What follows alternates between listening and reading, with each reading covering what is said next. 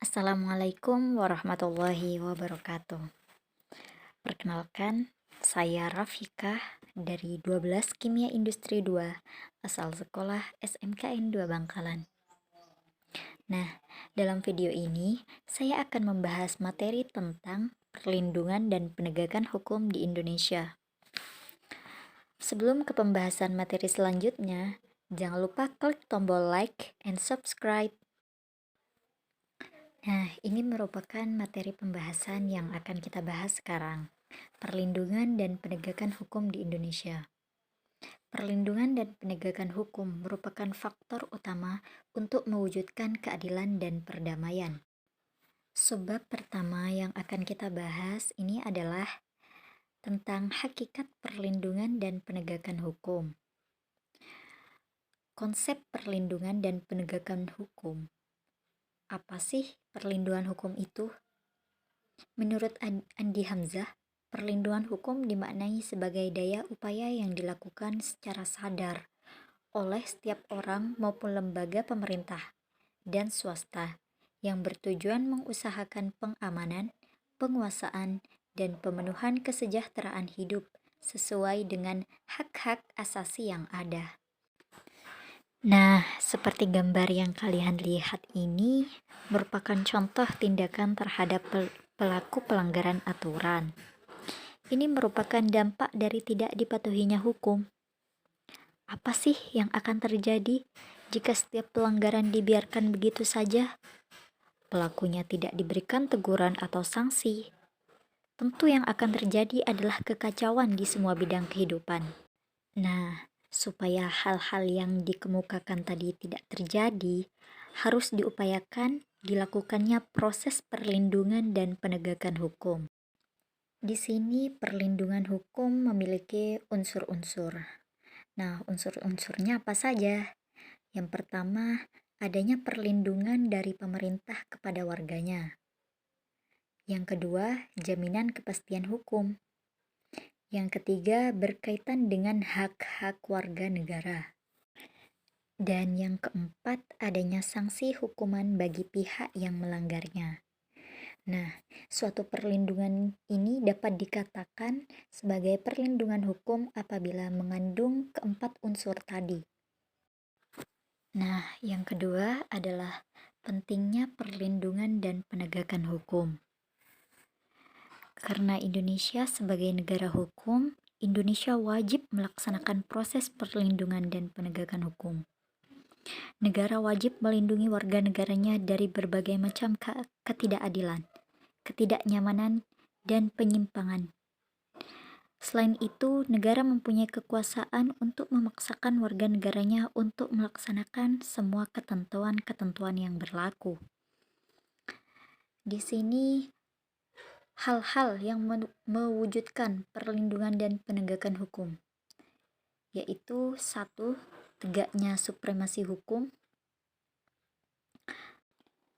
Supremasi hukum bermakna bahwa hukum mempunyai kekuasaan mutlak dalam mengatur pergaulan manusia dalam berbagai macam kehidupan. Nah, tegaknya supremasi hukum tidak akan terwujud apabila aturan-aturan yang berlaku tidak ditegakkan baik oleh masyarakat maupun aparat penegak hukum. Yang kedua, tegaknya keadilan. Tujuan utama hukum kan mewujudkan keadilan bagi setiap warga negara. Setiap warga negara juga berhak menikmati haknya dan melaksanakan kewajibannya. Yang ketiga, mewujudkan perdamaian dalam kehidupan di masyarakat, yaitu kehidupan yang diwarnai suasana yang damai merupakan harapan setiap orang. Yang selanjutnya, peran lembaga penegak hukum dalam menjamin keadilan dan kedamaian. Yang pertama, peran Kepolisian Republik Indonesia. Ada berbagai peran Kepolisian Republik Indonesia, yaitu memelihara keamanan, ketertiban masyarakat, penegakan hukum, serta memberikan perlindungan, pengayoman, dan pelayanan kepada masyarakat dalam rangka terpeliharanya keamanan dalam negeri. Yang kedua, peran Kejaksaan Republik Indonesia. Kejaksaan Republik Indonesia itu lembaga negara yang melaksanakan kekuasaan negara, khususnya di bidang penuntutan. Nah, kejaksaan ini dibagi menjadi 3 bidang, yaitu bidang pidana, bidang perdata dan tata usaha negara, dan bidang ketertiban dan ketentraman umum. Yang ketiga yaitu peran hakim sebagai pelaksana kekuasaan kehakiman. Hakim itu sendiri adalah pejabat peradilan negara yang diberi wewenang oleh undang-undang untuk mengadili. Nah, mengadili ini merupakan serangkaian tindakan hakim untuk menerima, memeriksa, dan memutuskan perkara untuk berdasarkan asas bebas, jujur, dan tak memihak di sebuah sidang pengadilan. Dan yang keempat, peran advokat dalam penegakan hukum. Advokat itu sendiri adalah orang yang berprofesi memberi jasa hukum baik di dalam maupun di luar pengadilan. Adapun tugas dari advokat secara khusus adalah membuat dan mengajukan gugatan, jawaban, tangkisan, sangkalan, memberi pembuktian, mendesak segera disidangkan atau diputuskan perkaranya, dan sebagainya. Yang kelima atau yang terakhir, peran Komisi Pemberantasan Korupsi atau KPK. Tujuan dibentuknya KPK ini untuk mengatasi, menanggulangi, dan memberantas korupsi untuk mencapai tujuannya tersebut. Salah satu tugas dari KPK ini melakukan tindakan-tindakan pencegahan tindak pidana korupsi tersebut. Dinamika pelanggaran hukum. Apa itu pelanggaran hukum? Pelanggaran hukum adalah ketidakpatuhan terhadap hukum. Juga perbuatan melawan hukum, yaitu tindakan seseorang yang tidak sesuai atau bertentangan dengan aturan-aturan yang berlaku.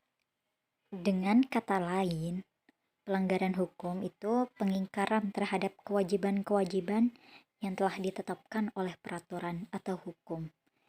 Misalnya, kasus pembunuhan merupakan pengingkaran terhadap kewajiban untuk menghormati hak hidup orang lain. Nah, di sini ada penyebab ketidakpatuhan terhadap hukum. Yang pertama, pelanggaran hukum oleh si pelanggar sudah dianggap sebagai kebiasaan. Yang kedua, hukum yang berlaku sudah tidak sesuai lagi dengan tuntutan kehidupan. Di sini juga terdapat contoh perilaku yang bertentangan dengan aturan. Yang pertama, dalam lingkungan keluarga, contohnya mengganggu kakak atau adik yang sedang belajar.